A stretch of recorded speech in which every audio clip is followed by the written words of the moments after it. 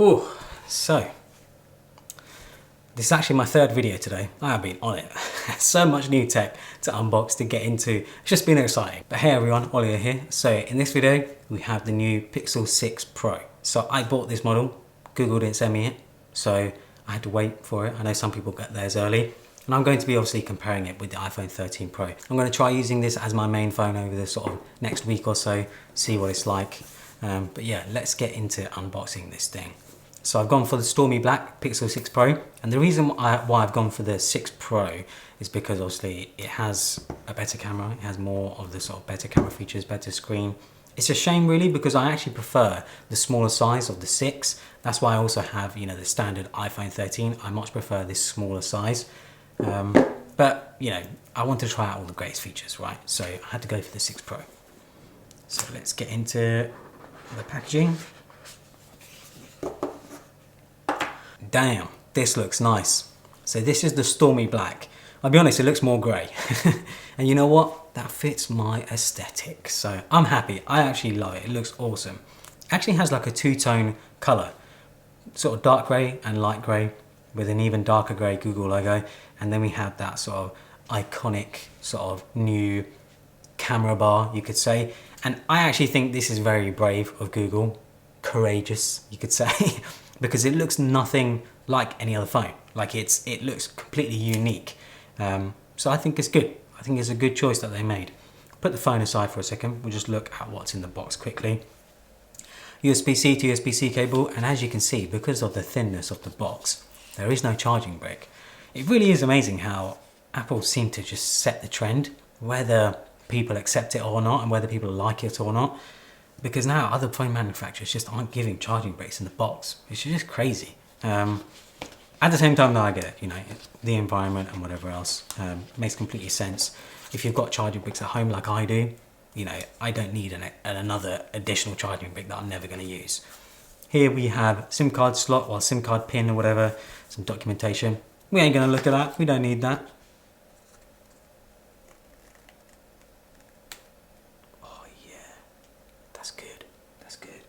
Is there any other stuff on it? Nope. I mean, I can already tell the back does get fingerprints, does like fingerprints. And it's a big boy. Wow, it's huge. It feels massive in my hand. What the hell? It feels really big.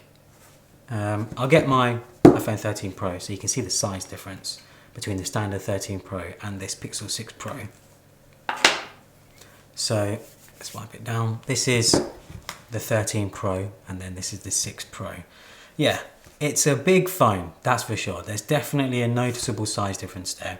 The actual width as well, I don't think it's too different, but it's the length of the thing. It really feels like it's overhanging in my hand. Oh wow, that sort of taptic vibration motor, whatever, feels awesome. I've purposely not really looked at much about this phone. I think I've watched like one review of it, that's it. Mainly because I just wanted to see what it's like actually having it and using it. So let me get up my spec sheet. That's why I had this iPad here, so I can see the specs. Impossible remembering all these specs for all these devices these days. But yeah, okay, so this Pixel 6 Pro has a 6.7-inch OLED panel, and it's sort of like a waterfall panel, you could say. It sort of falls off the edges.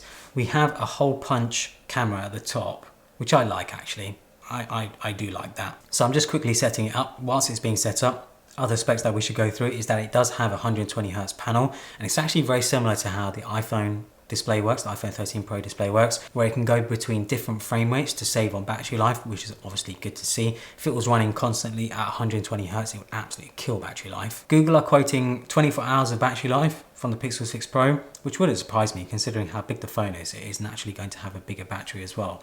But they are also saying up to 48 hours if you have it in extreme battery saver mode. I don't know, do I try that? I'm not exactly sure. But yeah, it'll be interesting to see what the battery life is like once I start actually using it. 12 gigabytes of RAM. This one has 128 gigabytes of storage. You can upgrade it up to 256 and 512 gigabytes of storage.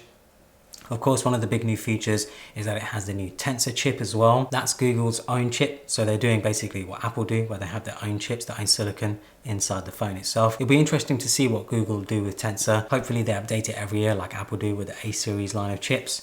If we look at what else there is, 5G, of course, Wi-Fi 6E, but the cameras, of course, are the biggest deal here. I think the cameras are definitely the thing that everyone is most interested in. So iPhone 13 Pro has a fantastic camera. I've posted some amazing pictures with my iPhone 13 Pro. I'm really impressed by the camera on this thing. So I'm looking forward to seeing, my camera has got so much dust on it. But anyway, I'm looking forward to seeing how the camera lines up against the iPhone 13 Pro, because Google are known obviously to have really good cameras in their Pixel line of phones, and they use a lot of software manipulation and stuff to get the pictures really good looking. So I'll be doing a sort of like a camera side-by-side test of both these phones. I've actually got a rig set up where you can have both phones sort of set up in a rig like that and take pictures and videos at the same time. So I'll be comparing them, seeing which one comes out on top. But phones are getting so good these days that I feel like most people aren't really going to see a big difference between the two. I think it really just ends up coming down to sort of individual little features and whether you like Google or whether you like iOS, you know, whether you like Android or iOS.